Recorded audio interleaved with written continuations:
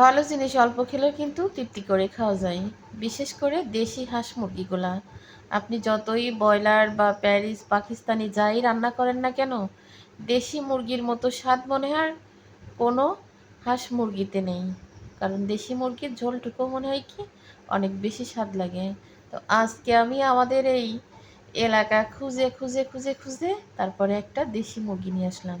তা আমি দেশি মুরগিতে এইভাবে তেল চর্বি কিন্তু কখনোই দেখিনি। আমার যে এত মুরগি ছিল, জবাই করেছি, খাইছি, বা এর আগে পাশে অনেক মুরগি কিনা হয়েছে, কিন্তু দেশি মুরগিতে যে এত পরিমাণ তেল হয় বা চর্বি হয় আমি কিন্তু আগে কখনো দেখিনি। গিলাটা মোটেই দেখা যাচ্ছে না, দেখলেই তো কি পরিমাণ চর্বি। আরও তো আমি চামড়া ফেলে দিচ্ছি, খুঁটার ভয়ে চামড়া ফেলে দিচ্ছি। বিশেষ করে ব্রয়লারের চামড়া কিন্তু আমি ফেলে দিই, দেশি মুরগির চামড়া না ফেলতে পারলে ফেলি না। তা মুরগিটা অনেক বেশি বড়ও না, ছোট, আর চামড়া বাঁচলেও খুঁটতে হতো, দেখেই তো বুঝতেছেন যে অনেক বেশি বড় না। তো মুরগিটার ওজন ছিল হচ্ছে 700 গ্রাম। তো যা হয়েছে আমরা তিনজনের জন্য কিন্তু ঠিকঠাক মতো হয়ে গেছে।